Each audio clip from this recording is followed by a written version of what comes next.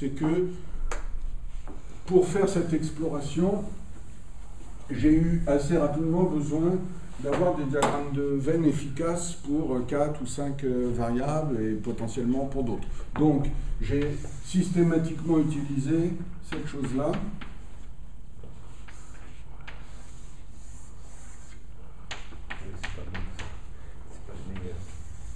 Bon, en tout cas, c'est celui que j'ai pris l'habitude d'utiliser. C'est peut-être pas le meilleur, mais... Donc, il y en a un général qui fait tout, tu peux le faire à 10, rigolo. Non, mais celui-là, tu peux le faire à 10 aussi, parce qu'à partir de là, tu peux continuer en tournant comme ça. Ouais. Ah ben c'est le même, oui. Oui, c'est que tu n'as pas mis le quatrième. Alors là, j'en ai mis 4. Oui, non, mais tu n'as fait que 3. Alors le cinquième, okay. Il va être... Je pense que le cinquième va être comme ça. Oui, tout à fait. Voilà. Oui, c'est ça le truc génial. Voilà. Donc, bon, j'ai utilisé ce genre de choses. Bon. Et cette procédure, ça te donne les moyens d'avoir toutes les intersections que tu veux. Oui, voilà, c'est ça. Donc, voilà. Donc là, par exemple, l'information mutuelle des 5 variables aléatoires sera représentée par cette zone-là. Et il y a effectivement 32 zones en considérant celle-ci. Et je mets tous les 1 en haut à droite, moi, en général. Mais bon, c'est. Alors, en bas à droite, c'est pas très. Voilà. Bon, donc, j'explore ça. De quelle façon? D'abord, je commence par regarder des exemples. Comment je construis mes exemples? Comme je l'ai fait avec le borroméen. C'est-à-dire qu'en fait, je pars de la structure connective qui... Dimitri, au piquet.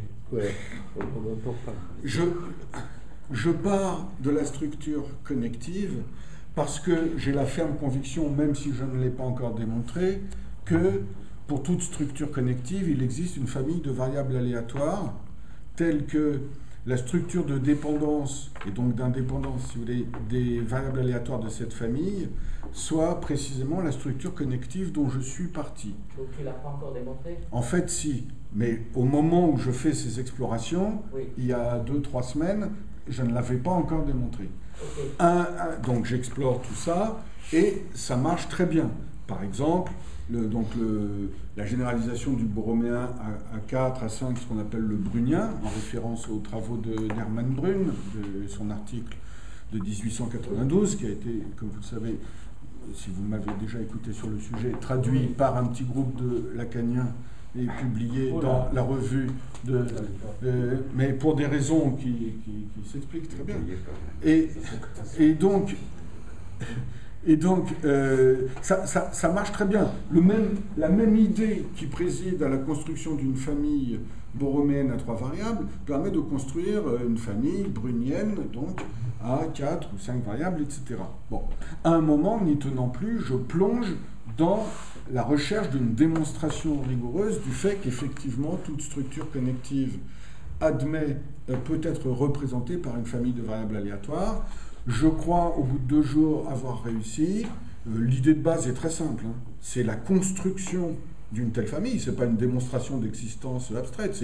On va démontrer l'existence de cette famille en construisant une, et on la construit en agglomérant des structures bruniennes. C'est-à-dire, par exemple, pour obtenir une famille de variables aléatoires dont la structure connective corresponde à ceci qu'on appelle son graphe générique, c'est-à-dire les 2 premiers sont connectés, les 3 premiers sont connectés et les 4 sont connectés, mais il n'y a pas d'autres connexes que ça.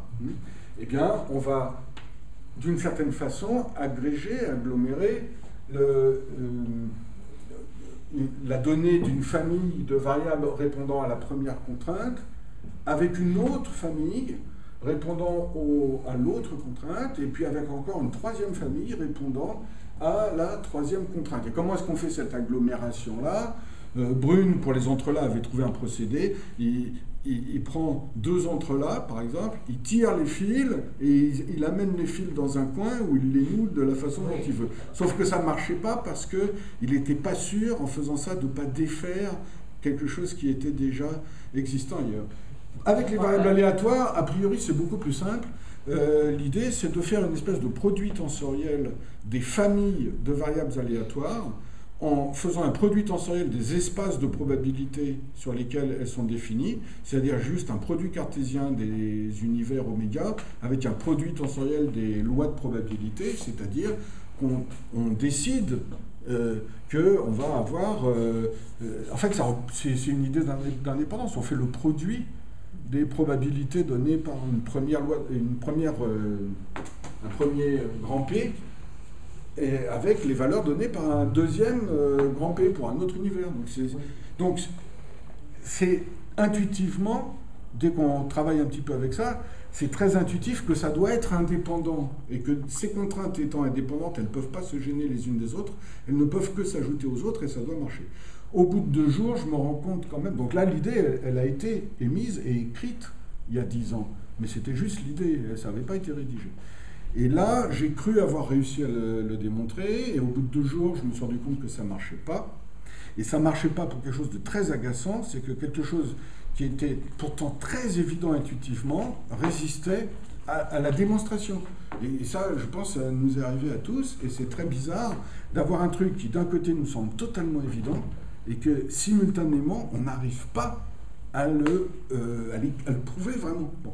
Donc, ça m'a pris 5 jours de plus, et finalement, j'ai réussi. Ça repose sur une manière différente d'exprimer ce que c'est que d'être connexe. Hein. Donc, en fait, qu'est-ce que c'est que d'être connexe par rapport à une structure connective? C'est le fait que tous les couples qui pourraient dissocier le connexe sont contestés par au moins un connexe. Dissocier, soit plus clair. Non, je ne vais pas être plus clair parce que je n'ai pas le temps d'être plus clair. Mais non, ça veut dire l'existence d'une partie qui chevauche. Disjointe. Ah non, je dis dissocier. Oui. Dissocier, c'est des couples de parties disjointes mais non vides. D'accord, bon. Ok, d'accord. Voilà. Mais peu importe. Donc, finalement, j'ai réussi à démontrer que toute structure connective peut être représentée par une famille de variables aléatoires. J'ai, explicité comment, à partir d'un diagramme de Venn quelconque, retrouver la structure connective correspondante. Et il y a une nouvelle conjecture qui est que lorsque vous faites le produit tensoriel de 2 familles de variables aléatoires, les diagrammes de Venn s'ajoutent, composante par composante, et puis il y a encore une autre conjecture, et je finirai avec ça, qui est que donc, ce que j'appelle ordre connectif d'une structure connective, c'est la hauteur de ce graphe-là.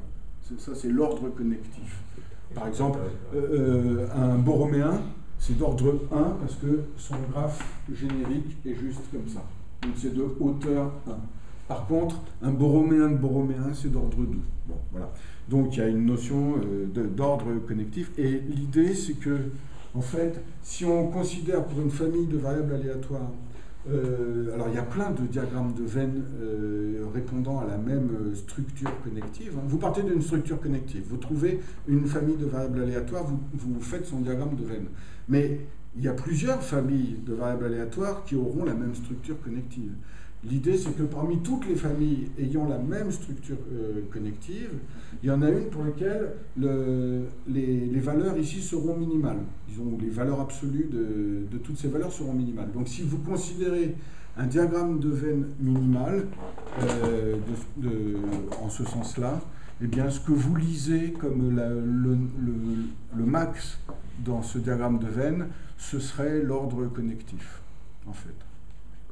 Vous voyez, donc, autrement dit, vous pouvez faire des allers-retours entre structure connective et famille de variables aléatoires et diagramme de Venn anthropique. Voilà, donc je termine avec ça.